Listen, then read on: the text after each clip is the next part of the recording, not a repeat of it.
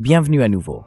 Aujourd'hui, nous recevons Dimitri Lascaris, avocat devenu journaliste et l'un des rares journalistes occidentaux à avoir réellement couvert la situation sur le terrain en Iran, notamment dans le détroit d'Ormuz. Mais en ce moment, vous êtes à Beyrouth, au Liban, où la situation humanitaire ne cesse de se dégrader. C'est aussi un endroit où l'on voit se jouer une géopolitique particulièrement intéressante. Merci d'être avec nous dans cette émission. Je me disais que ce serait peut-être bien de commencer par là. Qu'est-ce que vous observez aujourd'hui sur le terrain au Liban? Parce que, encore une fois, j'entends beaucoup de choses. Je lis de nombreux articles de journalistes, mais la plupart du temps, ils se trouvent dans un pays voisin, voire encore plus loin. Alors, qu'est-ce que vous constatez, vous, sur place? Eh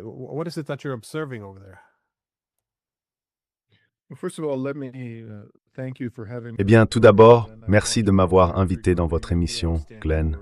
Je la regarde souvent et vous faites un travail remarquable. J'apprends énormément en vous écoutant, vous et vos invités, débattre de ces sujets. Merci vraiment de m'avoir convié. Ce que j'ai pu observer sur le terrain dépend beaucoup de l'endroit où l'on se trouve dans le pays. Pendant ce voyage, c'est la 6e fois que je viens ici depuis le début du génocide à Gaza, la 7e au total. Je suis toujours allé dans le sud à chacune de mes visites. Cette fois, même si je suis basé à Beyrouth, je suis allé dans la vallée de la Bekaa sud. J'y étais encore hier. Je suis aussi allé à Sour, à environ 20 km de la frontière avec la Palestine occupée, sur la côte méditerranéenne du Liban.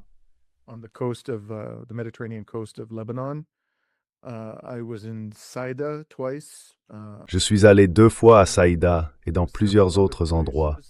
Pendant tout le temps où j'ai été physiquement présent à Beyrouth, je n'ai vu, ni entendu parler, ni été témoin d'aucune attaque. La seule fois pendant ma présence ici où il y a eu une attaque, c'était hier, quand nous étions sur le terrain, dans la vallée de la Bekaa Sud.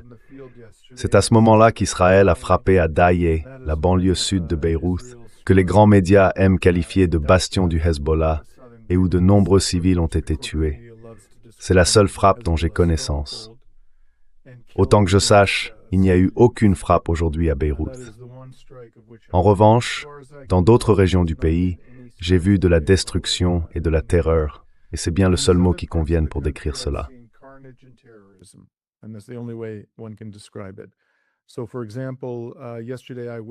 Par exemple, hier j'ai été témoin d'une attaque contre un village libanais appelé Sokmor, tout au sud de la vallée de la Bekaa. Nous étions sur place environ 1 heure avant la frappe aérienne, et nous avions une vue dégagée sur Sokmor. Nous étions à quelques kilomètres, et il n'y avait absolument aucune activité militaire dans le village qui avait été évacué. Donc d'après ce que nous avons pu constater, il n'y avait aucune justification militaire à cette frappe. Il y a 2 ou 3 jours, j'étais dans un autre village appelé Saksakia, quelques heures après que les Israéliens ont tué une grand-mère et sa fille et blessé 4 enfants. Des membres de la même famille, dont 2 petits-enfants, ont aussi été tués dans une autre frappe aérienne, dans ce même village, avec 3 travailleurs syriens.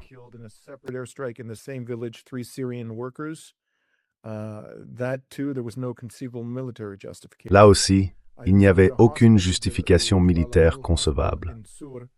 J'ai visité un hôpital, le Jabal Amel, à Tyr, où les Israéliens ont détruit le parking juste en face de l'hôpital, tuant au moins 4 civils, blessant plus d'une centaine de personnes et mettant une grande partie de l'établissement hors service. Et je pourrais continuer encore longtemps. Ce que je vois ici, en dehors de Beyrouth, je parle, Glenn, uniquement de la période où j'ai été physiquement présent, ces 5 derniers jours, c'est une véritable campagne de terreur dans le sud. Et à Beyrouth même, les Israéliens ont fait preuve d'une retenue inhabituelle, je pense, à cause des menaces de représailles iraniennes.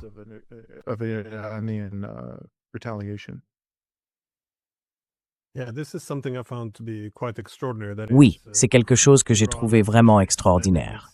En gros, l'Iran étend sa dissuasion jusqu'au Liban, et pas seulement dans le discours. Le fait qu'ils aient frappé Israël maintenant, alors qu'Israël n'a pas directement attaqué l'Iran, montre bien qu'ils considèrent le Liban comme partie prenante du cessez-le-feu, et qu'il réplique en quelque sorte en son nom. Mais la situation politique au Liban est, disons-le, au minimum compliquée. Le gouvernement officiel participe à ces discussions et à ce cessez-le-feu avec les Israéliens, tandis que c'est le Hezbollah qui mène réellement les combats. Comment voyez-vous ou comment comprenez-vous la place du Hezbollah dans la société libanaise, mais aussi dans la politique du pays? Parce qu'il me semble qu'il y a beaucoup de confusion à ce sujet. En général, dans les médias, on les présente simplement comme une organisation terroriste. Et voilà, on s'arrête là.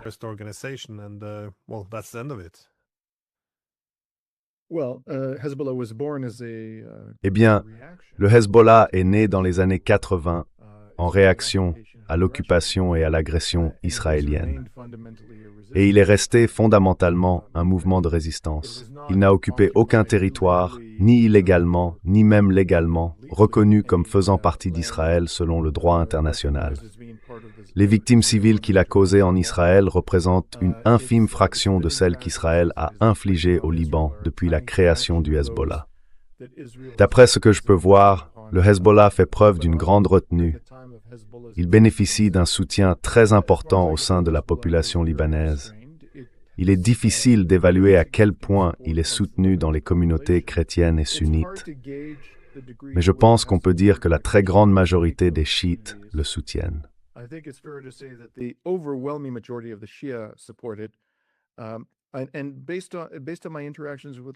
D'après mes échanges avec des Libanais, je dirais qu'une part assez importante des communautés sunnites et chrétiennes soutient aussi le Hezbollah, même si ce soutien y est moins fort. Et ce que le gouvernement libanais a fait au cours des 48 dernières heures, à mon avis, tourne vraiment en dérision la souveraineté du pays. Ils ont conclu un soi-disant accord de cessez-le-feu avec Israël, le troisième depuis que le génocide a commencé à Gaza, censé s'appliquer au Liban. Et cet accord de cessez-le-feu n'exigeait pas le retrait des troupes israéliennes du Liban. Il n'exigeait pas non plus que ces troupes cessent de détruire les infrastructures civiles dans les zones du sud qu'elles occupent temporairement. En réalité, il demandait le désarmement du Hezbollah, sans exiger celui d'Israël. Et franchement, je considère que c'est là la plus grande obscénité de toutes.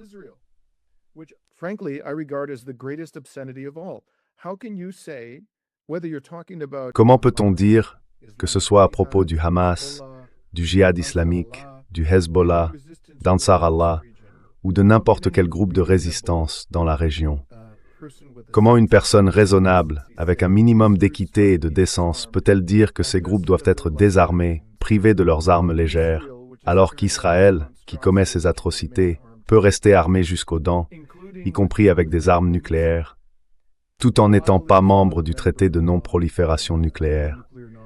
Le seul État de la région à ne pas en faire partie. C'est absurde. Et si certains veulent parler de désarmer les groupes de résistance, que ce soit le Hezbollah ou un autre, alors il faut d'abord s'assurer qu'Israël ait été privé de ses armes, et en particulier de ses armes de destruction massive.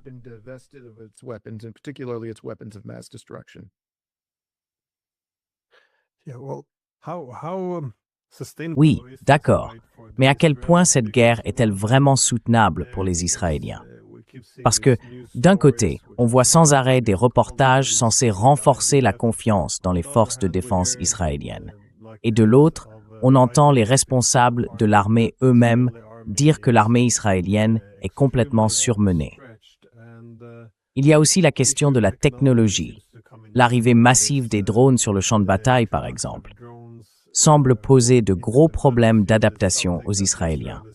Pour ceux qui suivent les vidéos sur Telegram ou ces chaînes d'information, il y a beaucoup de rapports qui sortent et qui sont d'ailleurs confirmés aussi dans les médias israéliens sur toutes les difficultés qu'ils rencontrent à ce sujet. Mais alors, comment voyez-vous la suite de cette campagne? Parce que, attention, personne ne nie qu'Israël dispose d'une puissance de feu bien supérieure.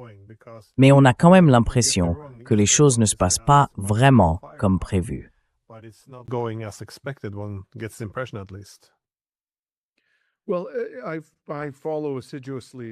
Eh bien, je suis de très près les commentaires des groupes de résistance dans cette région.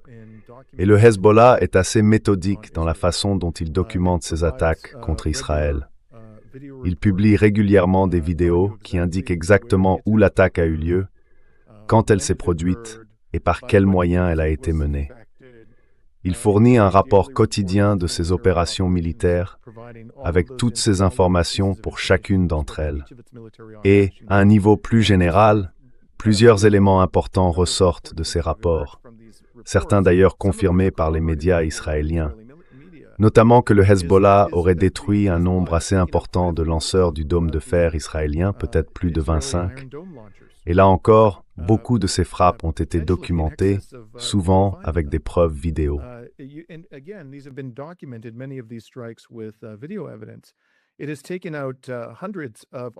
Elle a détruit des centaines de véhicules blindés, dont la plupart étaient des chars Merkava. Là encore, une grande partie de tout ça est documentée par des vidéos. Elle a infligé des pertes très lourdes, y compris parmi les hauts commandants de l'armée israélienne et les commandos de ses brigades les plus d'élite. Et beaucoup de ces pertes ont été reconnues par les médias israéliens. La direction militaire israélienne parle même d'un risque d'effondrement de l'armée, avec entre 80 et 90 000 réservistes qui refusent de se présenter. Il y a une crise de stress post-traumatique et de suicide au sein de l'armée israélienne. Tu le sais, Glenn, cette armée n'a pas été conçue pour des guerres d'usure. Elle a été pensée pour des conflits très courts, très intenses. Et aujourd'hui, on est bien au-delà de ce pourquoi cette force militaire avait été créée.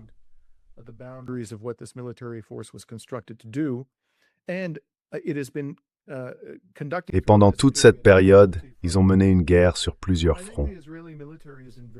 Donc, je pense que l'armée israélienne est dans une situation vraiment difficile.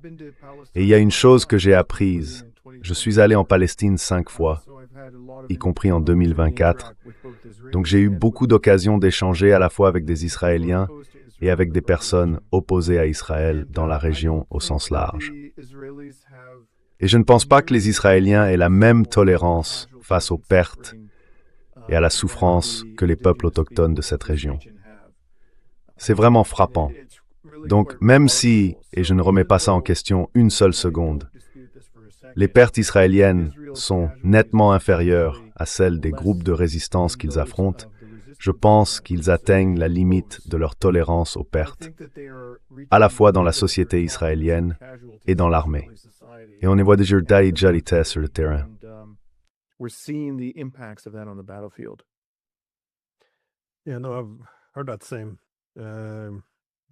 J'ai entendu ce même commentaire, que leurs pertes sont plus faibles, mais leur capacité à les encaisser l'est aussi. Mais comment évaluer le soutien occidental dans tout ça? Parce que, enfin, il faut presque faire attention en parlant de soutien occidental, vu qu'on n'en entend pratiquement pas parler. En ce moment, il y a énormément d'attaques atroces. D'habitude, les médias qui savent se montrer très émotifs et relayer un discours humanitaire quand ça les arrange ne semblent pas du tout s'intéresser à la destruction massive en cours. Et comme vous l'avez dit tout à l'heure, beaucoup de ces attaques, que ce soit au Liban ou ailleurs, sans objectif militaire clair, ont en réalité un but évident: pousser une grande partie de la population vers le nord pour vider ces régions. Il y a donc un usage massif de la force militaire contre des civils, dans une logique de nettoyage ethnique.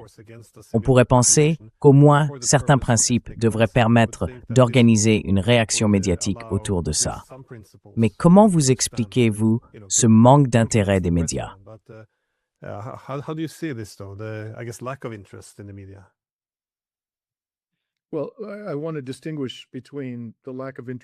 Je veux faire la différence entre le manque d'intérêt des médias et des élites politiques et le sentiment général en Occident.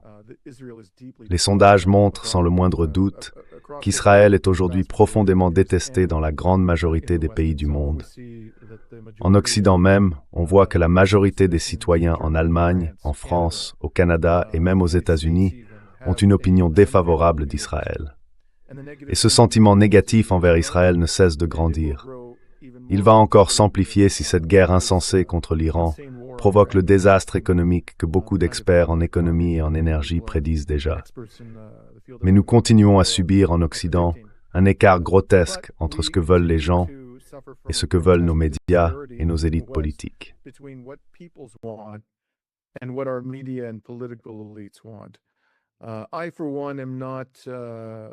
Pour ma part, je ne me reconnais pas du tout dans ce que j'appellerais l'école de pensée de Mearsheimer et Walt quand il s'agit de la relation entre le gouvernement des États-Unis et Israël. Je ne pense pas qu'Israël contrôle le gouvernement américain. Je pense que c'est le gouvernement américain qui contrôle Israël et qu'Israël fait exactement ce qu'on attend de lui, ce que l'Occident veut qu'il fasse. Je reviens toujours à cet avertissement grave qu'Eisenhower avait adressé au peuple américain en 1961, quand il disait que le complexe militaro-industriel était en train de saper la démocratie américaine. Et c'est exactement ce qui s'est produit. La machine de guerre a pris le contrôle des gouvernements occidentaux et elle se nourrit de cette folie génocidaire. Elle adore les guerres qu'Israël est en train de mener.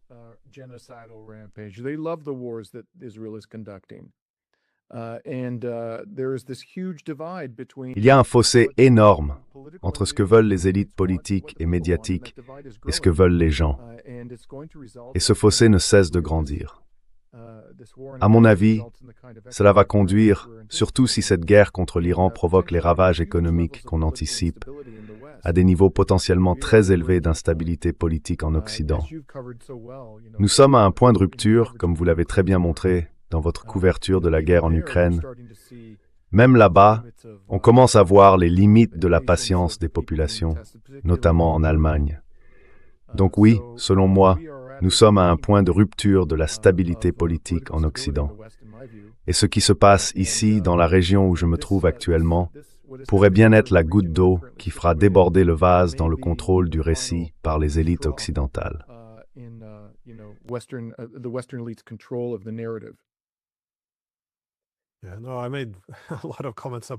Oui, j'en ai beaucoup parlé. Je pense que ce n'est pas seulement une question de Starmer, Macron ou Scholz qui sont très impopulaires.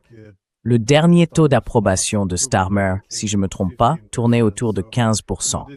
Donc oui, c'est catastrophique. Mais ce n'est pas juste un problème de leader, parce que les gens sentent aussi que dès qu'on en écarte un, on en met un autre à sa place, puis encore un autre. En gros, un petit lifting, mais sans vrai changement de politique, ni de personnes au pouvoir. Et ça, je trouve que c'est assez dangereux. On se dirige un peu vers une crise de légitimité politique, parce que, comme tu l'as dit, les élites politiques et médiatiques s'éloignent de plus en plus du public.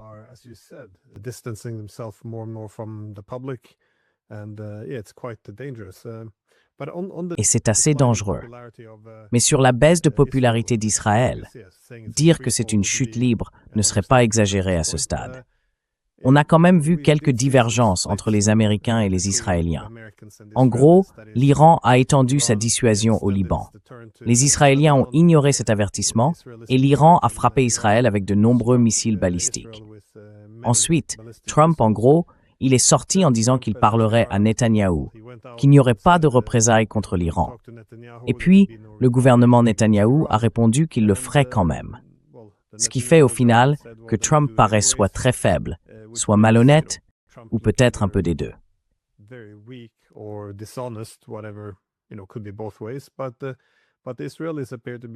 Mais les Israéliens semblent être dans une position difficile. Soit ils risquent de se mettre encore plus à dos les Américains. Et d'ailleurs, on voit quelque chose d'assez inédit aux États-Unis. C'est à quel point l'opposition à Israël est forte aujourd'hui. Je n'ai jamais vu ça de mon vivant. Donc à un moment donné, ils peuvent risquer de fâcher les Américains, ceux qui leur fournissent l'argent et les armes. Ou bien, Netanyahou peut faire marche arrière sur cette guerre. Mais dans ce cas, ce serait la fin de Netanyahou et de son rêve vieux de 30 ans d'une guerre contre l'Iran. Alors, comment vous interprétez ça? Dans les médias, en tout cas, on a vraiment l'impression d'une situation tendue entre les Israéliens et les Américains.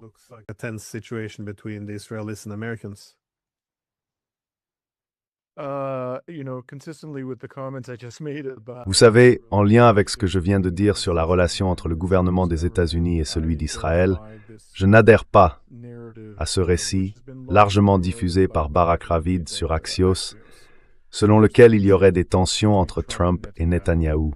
Vous voyez, quelqu'un que je suis de près, j'admire beaucoup son travail, Caitlin Johnstone, en Australie, a eu la bonne idée de rassembler une liste des articles que Barak Ravid a écrits sur la relation entre Joe Biden et Netanyahou, à l'époque où Biden était au pouvoir et que le génocide se poursuivait à Gaza.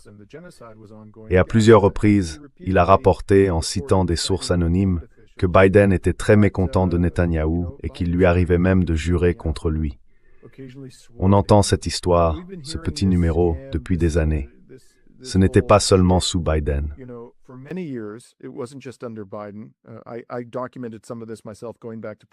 J'ai moi-même documenté une partie de tout ça, en remontant jusqu'aux administrations précédentes.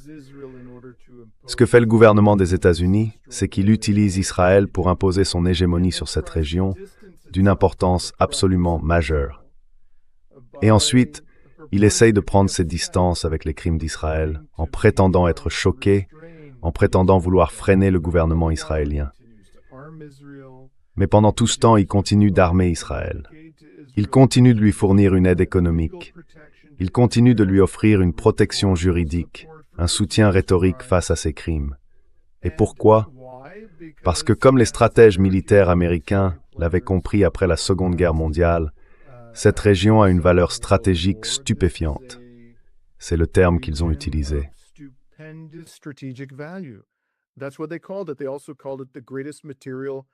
Ils l'ont aussi appelé le plus grand trésor matériel de l'histoire de l'humanité, non seulement à cause de ses ressources en pétrole et en gaz, mais aussi pour d'autres matières premières essentielles et pour ses routes commerciales stratégiques. Les Américains veulent dominer cette région, et ils le veulent plus que jamais à cause de la montée des puissances non occidentales, surtout la Chine et la Russie. Ils utilisent Israël comme un intermédiaire, un moyen d'y parvenir. Ensuite, ils cherchent à se distancer des crimes d'Israël en disant qu'Israël est un État souverain, qu'ils ne peuvent pas lui dire quoi faire, qu'ils ne sont pas toujours d'accord avec sa manière d'agir. Mais au bout du compte, ils affirment avoir une obligation historique de défendre le peuple juif. Voilà le récit qu'on nous a servi.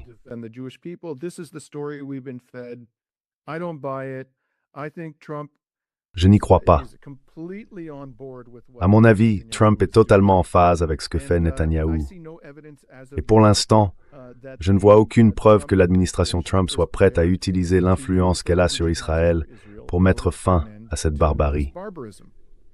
Quand il commencera à menacer ouvertement de priver Israël de l'aide dont il a besoin pour commettre ses crimes et s'en tirer sans conséquence, alors peut-être que je prendrai au sérieux ces rumeurs de désaccord entre la Maison-Blanche et Tel Aviv. Mais pour l'instant, il n'y a absolument aucune preuve crédible, que le gouvernement des États-Unis menace de retirer le soutien sur lequel Israël compte pour mener à bien ses crimes. Donc je reviens toujours aux données des sondages.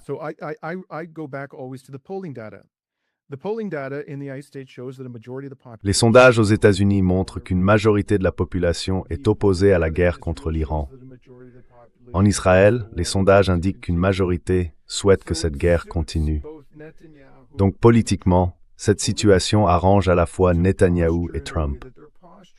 Trump se présente comme celui qui essaye de freiner Netanyahou, et Netanyahou se présente comme celui qui est déterminé à poursuivre cette guerre, même si cela doit l'amener à se brouiller avec Donald Trump.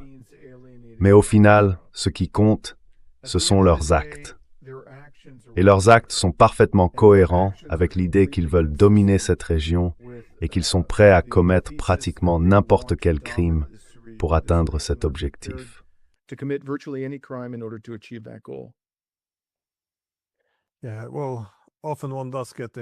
Oui, eh bien, on a souvent l'impression qu'il y a un jeu du bon et du mauvais flic de la part des États-Unis. On peut d'ailleurs faire quelques parallèles avec l'Europe. Je veux dire, les Américains ne cessent de dire qu'ils vont faire pression sur Zelensky et sur les Européens pour qu'ils acceptent en gros ce qui avait été convenu à Anchorage. Mais au fond, quelle est cette pression exactement? La guerre se mène avec des armes américaines. Ce sont les stratèges militaires américains qui sont installés en Allemagne. Ce sont les services de renseignement américains qui sont toujours présents sur le terrain en Ukraine, qui dirigent les attaques, choisissent les cibles et aident à orienter les drones à travers les territoires de l'OTAN pour frapper la Russie. Et c'est assez commode finalement qu'une fois la guerre lancée, alors que les Ukrainiens et de plus en plus les Européens se retrouvent en première ligne, les Américains puissent jouer les médiateurs, alors qu'ils sont les principaux acteurs de ce conflit depuis, 12 ans maintenant. C'est assez extraordinaire. Mais oui.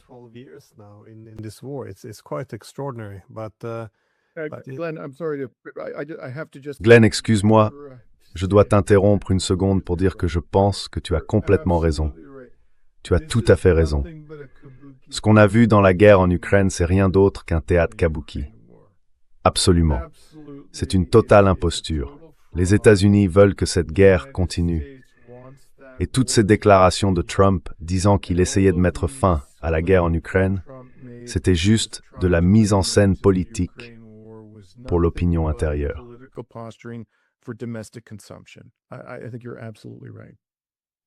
Je pense que vous avez tout à fait raison. On a vu quelque chose de similaire plus tôt, avec l'Iran et Israël, quand Israël a frappé les champs gaziers du Sud et que Trump a un peu reculé en disant « Non, non, non, ça, on n'a pas donné notre accord. Il faut arrêter ça. » Vous voyez, c'est une façon assez habile de gérer l'escalade. Si on dit « Bon, ils ont fait ça, mais nous, on ne l'approuve pas », tant que l'Iran ne riposte pas, on retient les Israéliens. Donc toujours, les Israéliens, les Iraniens, et par extension, les Russes aussi, ont cette idée que bon, il faut riposter, mais si on le fait, on risque d'entraîner l'Amérique dans le conflit. Il vaut mieux la laisser en dehors. Mais en même temps, bien sûr, ils restent totalement attachés à l'idée de détruire l'Iran et la Russie, dans cette logique-là.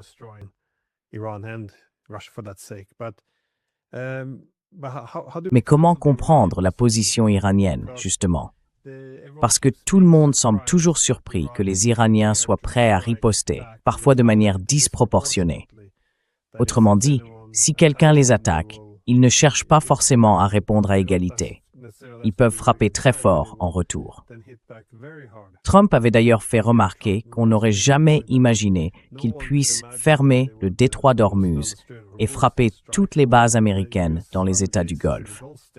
J'espère que c'était faux, sinon il y aurait vraiment de quoi s'inquiéter. Mais alors, comment interpréter cette logique de riposte iranienne et plus largement leur stratégie face à la fois aux États-Unis et à Israël? Est-ce qu'ils se satisfont de mener cette guerre lente et intense, ou bien est-ce qu'ils pensent que cela profite aux Américains? Comment vous voyez ça?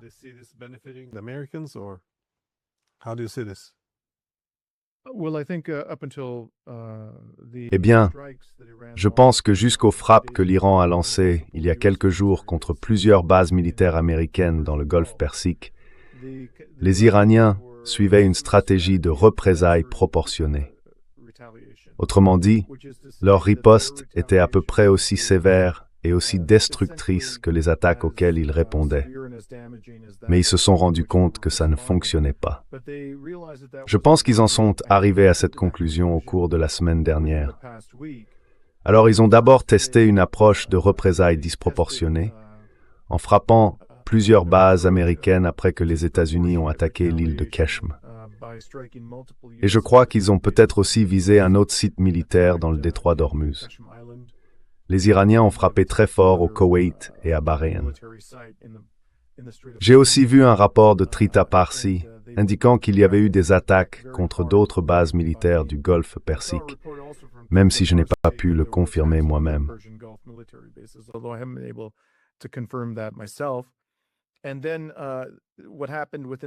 Et puis, ce qui s'est passé au cours des dernières 24 heures, je pense que c'est encore un exemple des Iraniens qui disent « Eh bien, il ne nous suffit plus de riposter de manière proportionnée. Il faut maintenant mener une riposte disproportionnée. Parce que ce qui s'est passé la nuit dernière, vous savez, il y a eu vague après vague d'attaques iraniennes contre Israël. D'après ce que j'ai pu lire dans les rapports, ils n'ont pas lancé 4 ou 5 missiles et drones. Ils en ont lancé des dizaines, en 4 ou 5 vagues, et ils ont frappé plusieurs cibles dans le nord de la Palestine occupée. À ce stade, je pense qu'ils vont probablement continuer dans cette direction. Ils ne se contenteront pas d'une riposte proportionnée, ils répondront de manière disproportionnée. Et pour l'instant, je ne suis pas sûr de savoir où tout cela va mener.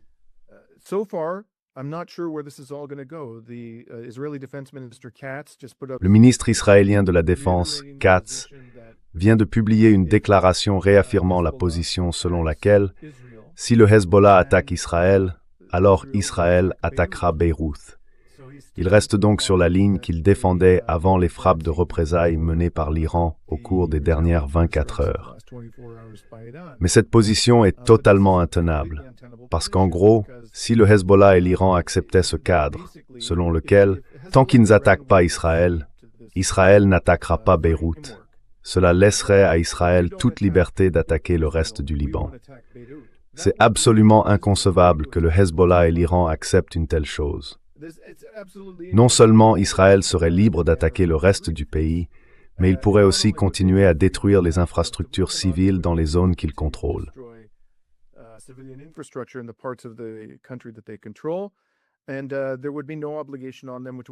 Et il n'y aurait pour eux aucune obligation de retirer d'autres forces. Donc si les Israéliens sont vraiment sérieux à ce sujet, s'ils sont vraiment décidés à frapper Beyrouth dans le cas où le Hezbollah attaquerait Israël, alors on va continuer à monter les marches de l'escalade et on va y arriver très vite. Maintenant, je ne sais pas s'ils sont vraiment sérieux. Il faudra voir. Au cours des dernières heures, je crois qu'il y a eu un rapport faisant état d'une frappe du Hezbollah dans le nord d'Israël. Donc on verra bien. Mais à ce stade, je ne pense pas que ni les Iraniens ni le Hezbollah soient prêts à tolérer la moindre attaque, que ce soit sur Beyrouth ou sur le sud du pays. Je pense que leur patience est arrivée à bout.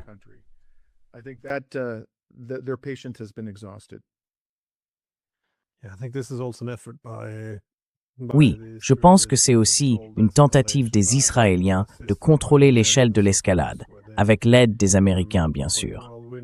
En gros, ils veulent faire passer le message « on ne va pas frapper Beyrouth, mais le sud du Liban, ça, c'est en dehors, c'est acceptable ».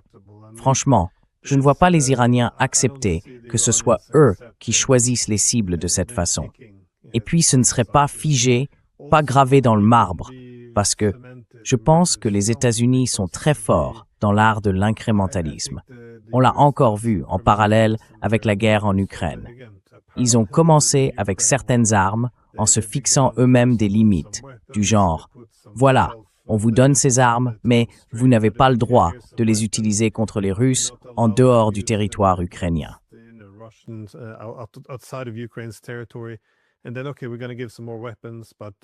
Et puis, d'accord, on va fournir un peu plus d'armes, mais en ajoutant de nouvelles restrictions qu'on retire ensuite petit à petit. Et pas à pas, on finit par changer les règles du jeu. Je pense que l'Iran a probablement observé la guerre en Ukraine et en a tiré la même conclusion. Mais à propos de l'Iran, justement, je voulais vous poser une autre question avant d'oublier. C'est à propos du péage que les Iraniens ont mis en place dans le détroit d'Ormuz. Parce que j'ai vu une vidéo de vous. Vous étiez vraiment sur l'eau là-bas, dans le détroit d'Ormuz. Comment voyez-vous la situation? Est-ce que ce péage fonctionne comme prévu? Est-ce qu'il est opérationnel? Et quel impact cela a-t-il sur le trafic? Où en est-on exactement dans le détroit d'Ormuz? Parce que les choses évoluent.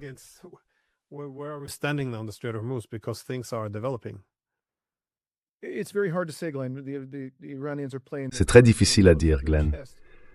Les Iraniens jouent leurs cartes de façon très discrète. Et je pense qu'une grande partie de la raison, c'est que tout État ou toute compagnie maritime qui serait identifiée comme payant un péage qu'ils appellent, je crois, une taxe environnementale, ou peu importe le nom, toute entité qui paierait une quelconque redevance à l'Iran s'exposerait à des représailles de la part des États-Unis. Donc, l'Iran, n'a aucun intérêt à révéler ce qui se passe exactement.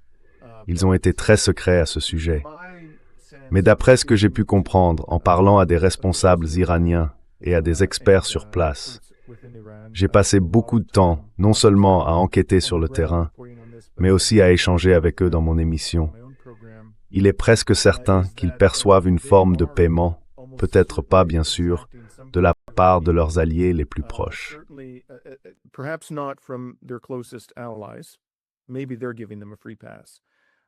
Peut-être qu'ils leur accordent un passe-droit. Mais tous les autres, ceux qui traversent le détroit d'Ormuz, avec le consentement de l'Iran, paient une forme de redevance. Et Téhéran va continuer à l'exiger, parce que c'est le principal levier dont ils disposent, et aussi leur meilleure chance d'obtenir une compensation, d'une manière ou d'une autre, pour les immenses destructions que les États-Unis ont infligées à l'Iran. Pas seulement pendant la guerre ouverte, mais aussi à travers les sanctions et le gel des avoirs iraniens. Ce sera extrêmement difficile, et je pense que les Iraniens en sont conscients, de forcer les Américains à leur verser une quelconque réparation.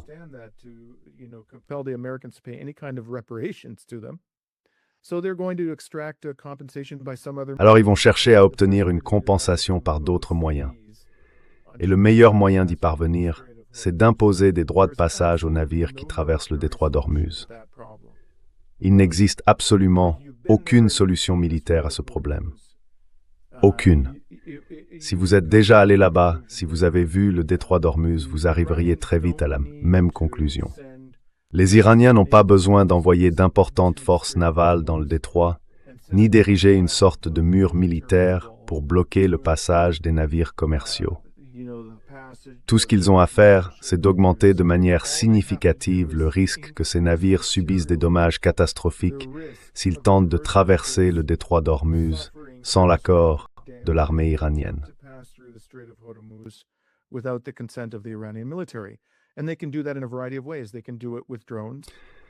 Et ils peuvent le faire de plusieurs façons. Ils peuvent le faire avec des drones, ils peuvent le faire avec des missiles tirés de navire à navire, ils peuvent le faire avec des missiles tirés depuis la terre vers la mer, ils peuvent le faire avec des mines, ils peuvent le faire avec leurs vedettes rapides iraniennes. Il n'y a absolument aucune solution militaire à ça, et ils vont s'accrocher à ce contrôle coûte que coûte.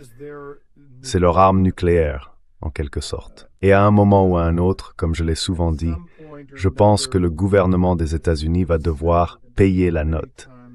Autrement dit, il va devoir céder le contrôle du détroit d'Ormuz à l'Iran.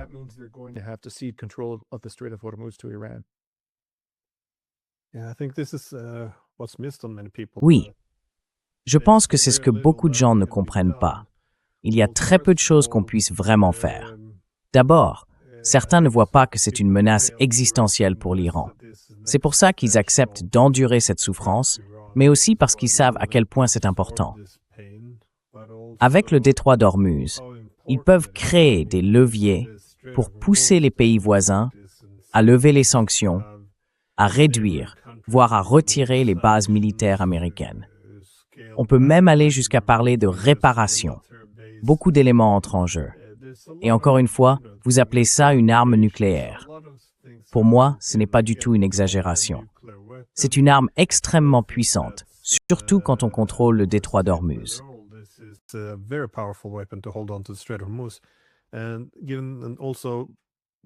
Et puis, on ne peut pas vraiment les en priver sur le plan matériel. Je veux dire, Trump répète toujours que, soi-disant, on a détruit leur marine, leur armée de l'air, leur armée tout court. Mais même si c'était vrai, on n'a pas besoin d'une marine très sophistiquée pour bloquer ce détroit. Comme je le disais, si on a quelques drones qui coûtent relativement peu à fabriquer et qu'on peut décentraliser, ils ne peuvent rien faire contre ça. Donc oui, ça doit être une situation compliquée pour les Américains, parce qu'ils perdent beaucoup à laisser le détroit d'Ormuz sous contrôle iranien. Mais si on ne peut rien y faire, eh bien, à un moment donné, comme tu disais, il faut en assumer les conséquences. C'est comme ça, tout simplement.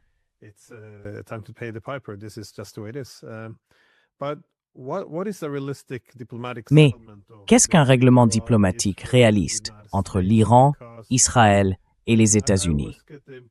Parce que franchement, j'ai toujours l'impression que les Américains ont quelque chose que l'Iran veut, et c'est la levée des sanctions.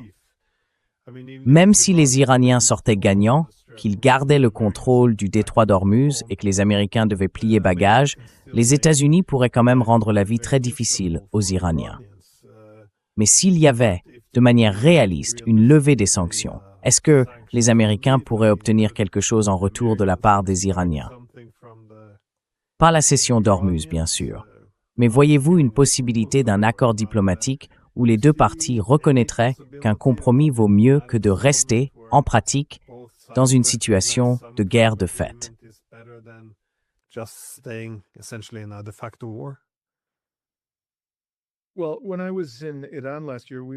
Eh bien, quand j'étais en Iran l'année dernière, on a eu l'occasion de rencontrer le porte-parole de l'Agence de l'énergie atomique iranienne. On nous a aussi fait visiter le réacteur de recherche à Téhéran et on a pu discuter avec certains de leurs experts nucléaires.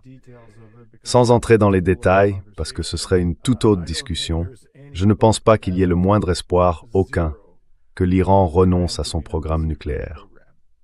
Ça n'arrivera sous aucun prétexte, tant que ce gouvernement restera en place et que l'Iran restera un État fonctionnel. Alors la question c'est, est-ce que l'Iran serait prêt à accepter pendant un certain temps des restrictions de type JCPOA sur l'enrichissement?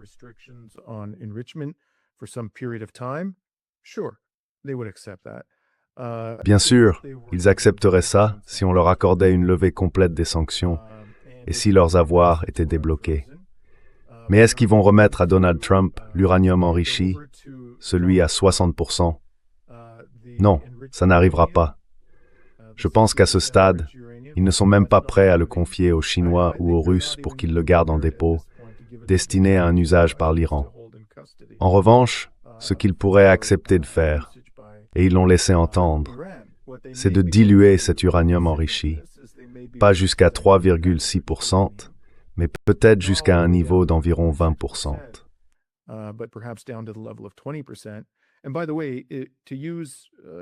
Et d'ailleurs, pour utiliser de l'uranium à des fins de recherche, il faut qu'il soit enrichi bien au-delà du niveau requis. Enfin, si j'ai bien compris, je ne suis pas un expert dans ce domaine, Glenn, mais d'après mes échanges avec les responsables du programme d'énergie atomique iranien, il faut un enrichissement nettement supérieur à celui nécessaire pour les réacteurs civils, quelque part autour de 15-20%. Donc je ne pense pas qu'ils accepteront indéfiniment la limite du JCPOA, fixée à 3,6%, parce que ça les empêcherait d'utiliser de l'uranium enrichi pour la recherche. Mais pendant un certain temps, ils pourraient s'en accommoder, à condition qu'il y ait une contrepartie. Il faudrait alors une levée des sanctions et aussi un dégel de leurs avoirs.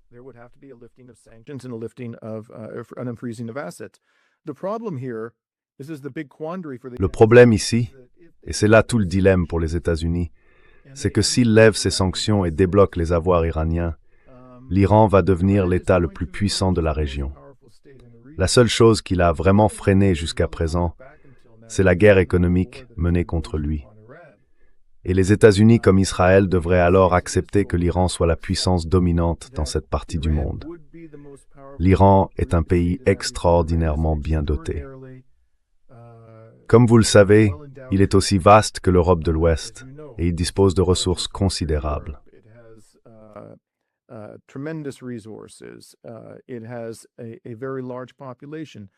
C'est un pays avec une population très nombreuse, très bien éduquée et un niveau de sophistication technologique très élevé. Son relief est extrêmement difficile d'un point de vue militaire et surtout, il contrôle étroitement le détroit d'Ormuz grâce à sa position géographique. Alors, si on retire la guerre économique menée contre l'Iran, on peut dire adieu au rêve israélien de devenir la puissance dominante de la région. Mais ça, c'est fini. Et à ce stade, je ne vois aucun signe que les États-Unis et Israël soient prêts à accepter cette réalité. Ce qui veut dire, et je le dis avec regret, que ce conflit va, selon moi, continuer à s'intensifier.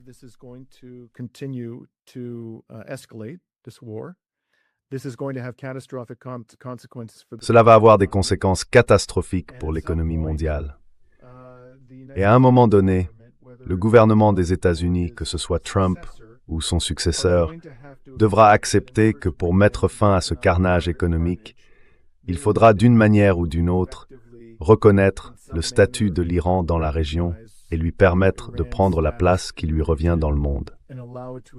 Je pense qu'on est encore loin de ce moment-là, j'espère me tromper, mais je crois que c'est probablement la direction que nous prenons. Et les conséquences pour les populations du monde entier risquent d'être très négatives.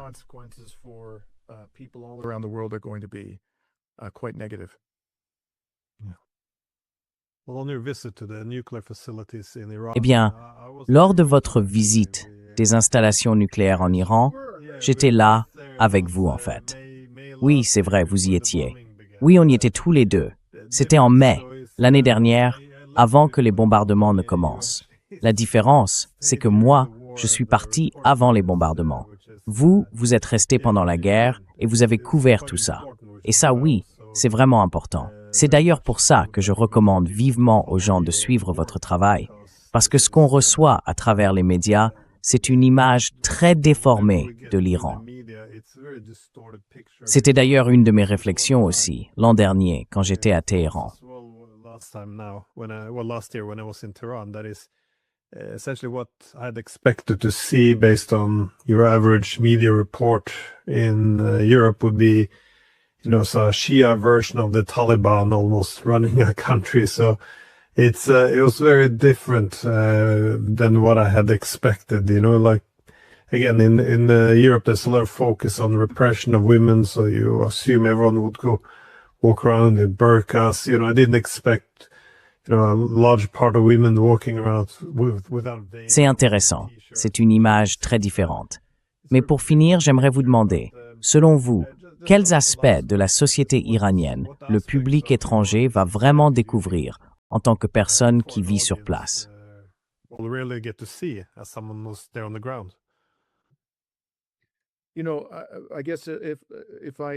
Je dirais que s'il y a une chose qui m'a vraiment marqué, plus que tout le reste, c'est l'image qu'on nous a donnée du peuple iranien, et surtout de ses dirigeants.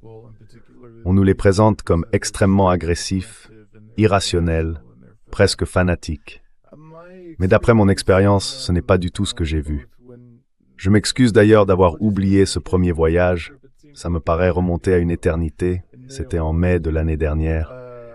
Mais surtout, pendant notre dernière visite, quand nous avons parcouru 7 villes iraniennes en 11 jours, j'ai découvert un peuple profondément attaché à la paix. Ils veulent vraiment, sincèrement, vivre en paix avec leurs voisins. Ils ne sont pas agressifs, ils ne sont pas violents, et ils n'ont aucune tendance à la violence.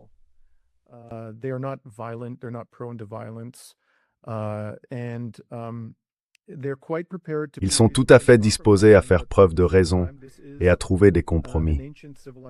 Mais en même temps, il s'agit d'une civilisation ancienne, dont le peuple iranien peut être très fier. Ils s'attendent à être traités avec respect et à ce que leur contribution au progrès de l'humanité soit reconnue. C'est d'ailleurs très proche de ce que ressentent les peuples de Russie et de Chine. Ils estiment mériter une place à la table et d'être traités comme des nations souveraines, dignes de notre respect. Si on leur accorde cela, je n'ai aucun doute que l'État iranien et le peuple iranien pourront s'intégrer pleinement et devenir des membres actifs et constructifs de la communauté mondiale ainsi que de l'Asie de l'Ouest.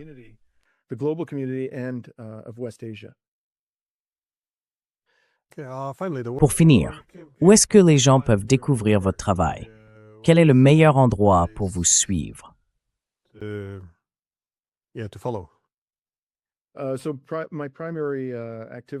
Mon activité principale, c'est Reason to Resist. C'est ma chaîne YouTube où on publie des reportages presque tous les jours. Notre objectif, comme on aime le dire, c'est d'enquêter sur les scènes de crimes des gouvernements occidentaux. Et je passe aussi, sans doute plus de temps que ce n'est bon pour ma santé, sur X, où mon compte s'appelle Dimitri Lascaris. Excellent. Je mettrai un lien dans la description. Alors, suivez bien et merci beaucoup pour le formidable travail que vous faites. Merci. Toi aussi, Glenn. C'est un plaisir. Prends soin de toi.